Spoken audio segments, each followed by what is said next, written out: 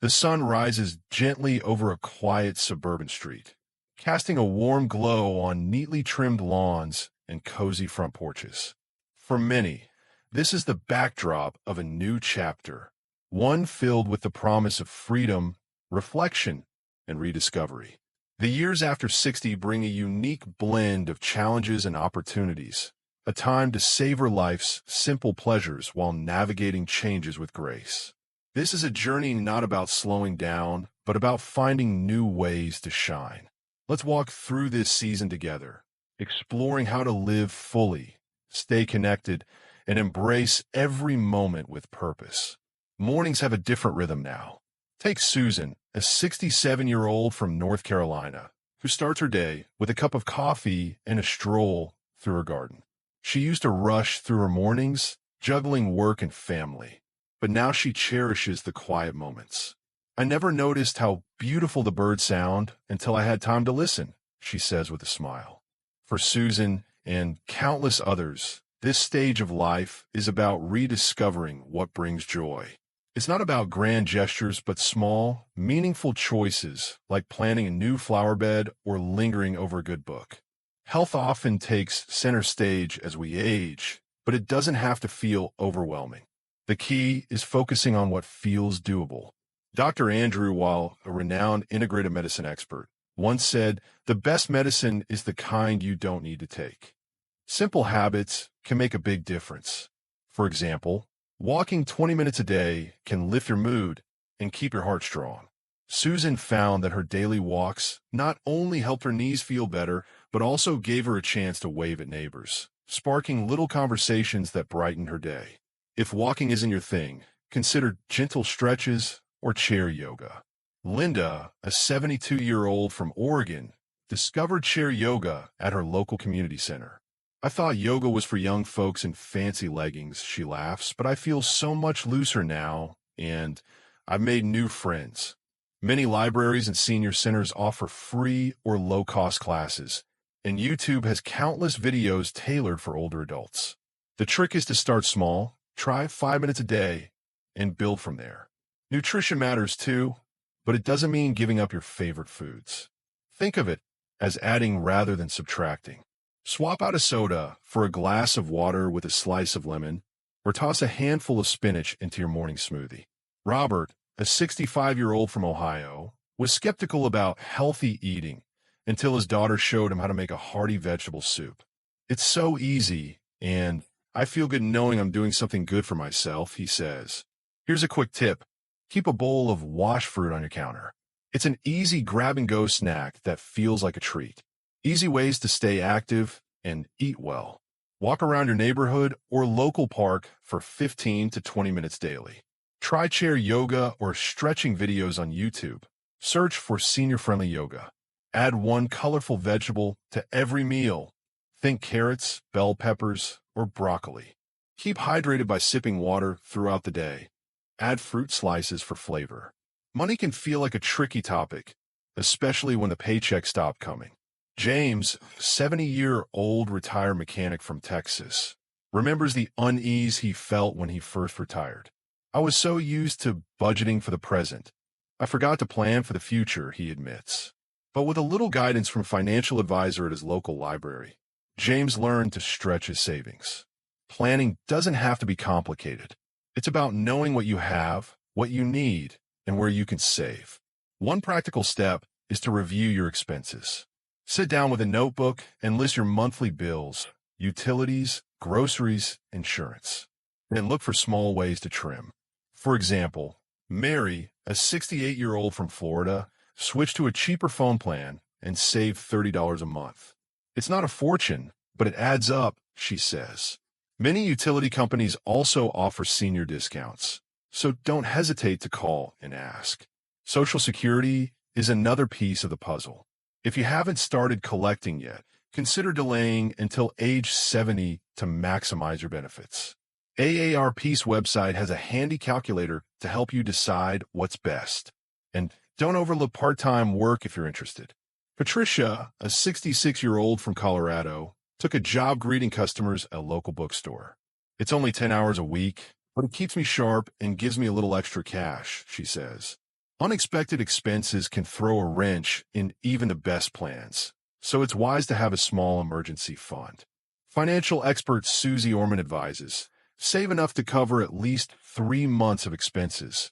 It's your safety net. Start by setting aside $10 a week. Over a year, that's more than $500, a cushion for car repairs or medical bills. If budgeting feels daunting, check out free workshops at your local community center or online resources like AARP's Money Map. Simple financial tips for peace of mind. List your monthly expenses and look for 1 or 2 areas to cut back. Ask about senior discounts on utilities, phone plans, or memberships. Set up automatic transfers to a savings account, even if it's just $5 a week. Explore part-time work that aligns with your interests, like retail or tutoring. Staying connected with others is the heartbeat of a fulfilling life. As we age, friendships and family ties can shift, but that doesn't mean loneliness has to creep in. David, a 69-year-old from Illinois, felt isolated after his wife passed away. I didn't realize how much I relied on her for company, he says. On a whim, he joined a local book club and found himself surrounded by people who shared his love of mysteries. It's not just about the books, he says. It's the laughter and stories we share over coffee. Finding your people doesn't require a big leap. Start with what you enjoy. If you love gardening, check out a local garden club. If you're a history buff, see if your library hosts a lecture series. Many churches and community centers also organize potlucks or game nights, perfect for meeting new faces. Karen, a 71-year-old from Arizona, started volunteering at her local /N/N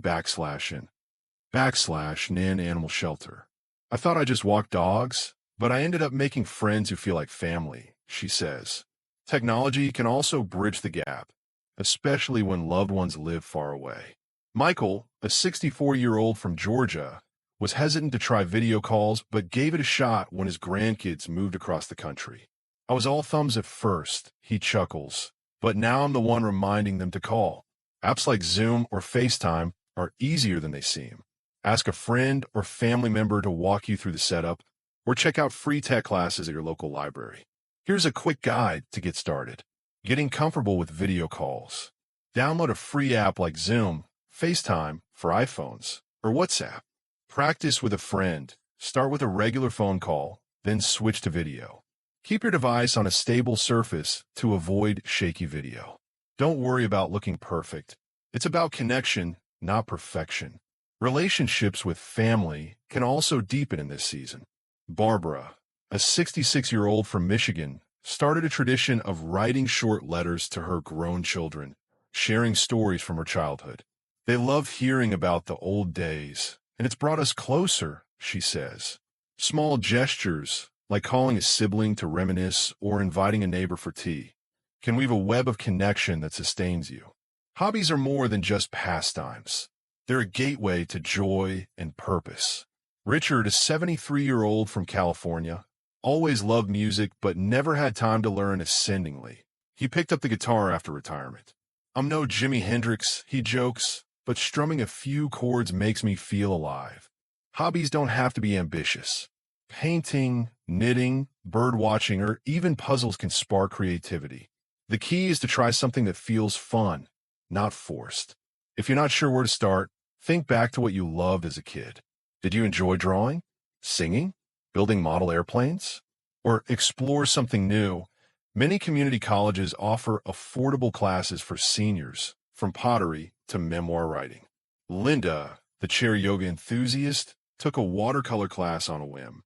I'm no Picasso, but I love mixing colors and seeing what happens, she says. Process, not the product, is what counts. Volunteering can also be a hobby with heart. John, a 68-year-old from Texas, reads to kids at his local library. Their eyes light up when I do the funny voices, he says. It's the best part of my week. Look for opportunities that match your skills, tutoring, mentoring, or even helping at a food bank. Websites like volunteermatch.org can connect you with local needs.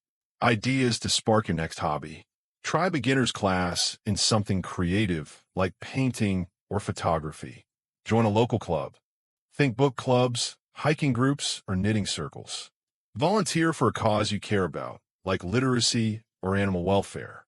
Revisit a childhood passion or pick up a new skill via YouTube tutorials. Adapting to technology might feel like learning a new language, but it's worth the effort. Susan, the gardener from North Carolina, was intimidated by her smartphone until her granddaughter showed her how to use it for simple tasks. Now I'm texting emojis and checking the weather like a pro, she laughs. The trick is to focus on one tool at a time. Maybe email, then texting, then apps like Pinterest for recipe ideas. Libraries and community centers often host tech for seniors, workshops, breaking down the basics in a judgment-free zone. If you're nervous, start with a tablet or iPad. They're often more intuitive than computers. Mary, the Florida retiree, uses her tablet to order groceries online. I save so much time, and I don't have to lug heavy bags, she says. Here's a starter plan. TechMate's simple. Ask a tech-savvy friend or family member for a 10-minute lesson. Start with one task, like sending a text or checking email. Use voice commands like Siri or Alexa to simplify searches. Explore senior-friendly devices like GrandPad, designed for ease. Technology also opens doors to learning. Platforms like Coursera or Khan Academy offer free courses on everything from history to mindfulness. David, the book club member, took an online course about the Civil War. I feel like I'm back in school, but without the exams, he says. Lifelong learning keeps your mind sharp and your curiosity alive. Your home is more than a place. It's a sanctuary. As you age, small tweaks can make it safer and more comfortable. Patricia, the bookstore greeter, added grab bars in her bathroom after a slip in the shower. I didn't think I needed them, but they give me peace of mind, she says. Other easy fixes include better lighting, non-slip rugs, and decluttering to reduce tripping hazards. If stairs are a challenge, consider a stair lift or rearranging your space to live mostly on one floor. Robert, the soup-making retiree, moved his bedroom downstairs. It's less hassle. I've got a great view of the backyard, he says. For bigger projects, like widening doorways or installing ramps, check out grants or loans through your local area agency on aging. Downsizing can also feel liberating. Karen, the animal shelter volunteer, moved to a smaller condo after years in a big house. I was nervous, but I love the low maintenance, she says. Start by tackling one room at a time. Donate unused items to charity or pass them to family. Marie Kondo's advice resonates here. Keep what sparks joy. Making your home age-friendly. Add brighter bulbs and night lights in hallways and bathrooms. Install grab bars or handrails where you need extra support. Clear clutter from walkways to prevent falls. Explore downsizing or single-level living for long-term ease. Mental and emotional health are just as vital as physical well-being. Barbara, the letter-writing mom, struggled with low moments after her kids moved out. I felt like I'd lost my purpose, she says. Talking to a counselor helped her reframe her days. I realized I could still grow, even at 66. Therapy isn't a sign of weakness. It's a tool for clarity. Many therapists offer sliding scale fees, and Medicare may cover some sessions. Mindfulness practices, like meditation or journaling, can also lift your spirits. Michael, the video called Grandpa, started a gratitude journal. I write 3 things I'm thankful for each night. It's a game changer, he says. Apps like Calm or Headspace offer guided meditations tailored for beginners. Even a few deep breaths during a quiet moment can reset your mood. Social ties, hobbies, and purpose all feed your emotional tank, but don't ignore red flags. If sadness lingers or you lose interest in things you love, reach out. The National Alliance on Mental Illness, NAMI, has a helpline, 1-800-950-AMI, for support. As author Brené Brown puts it, connection is why we're here. It's what gives purpose and meaning to our lives. Spirituality or a sense of purpose can anchor you in this season. For some, it's faith, attending services or praying. For others, it's nature, art, or acts of kindness. John, the library reader, finds peace volunteering. Helping others reminds me I'm part of something bigger, he says. Richard, the guitarist, feels it when he plays music. It's like my soul speaking, he says. Explore what grounds you. Try a local meditation group, a nature walk, or writing down your values. What matters most to you now? Patricia, the bookstore greeter, started a legacy project, scrapbooking family photos for her kids. It's my way of leaving love behind, she says. Purpose doesn't have to be profound. It's about what lights you up. Travel and adventure aren't just for the young. Susan, the gardener, joined a senior travel group and visited national parks. I never thought I'd hike at 67, but I did it, she says proudly. Group tours, like those from Road Scholar, cater to older adults with accessible itineraries. If long trips feel daunting, try day trips, museums, botanical gardens, or nearby towns. At home, travel can mean exploring your community. Linda, the watercolor artist, visits new coffee shops or farmers markets. It's like a mini vacation, he says. Even armchair travel, books, documentaries, or virtual museum tours can whisk you away. AARP's travel section has great ideas for senior-friendly destinations. Adventure ideas for any budget. Join a senior travel group for hassle-free trips. Plan a day trip to a local attraction or festival. Watch travel shows or virtual tours on YouTube or Netflix. Host a cultural night at home with global recipes and music. Legacy isn't about fame. It's about the mark you leave on others. Barbara's letters to her kids are her legacy. David's book club discussions inspire younger members. Karen's volunteer work at the shelter touches lives.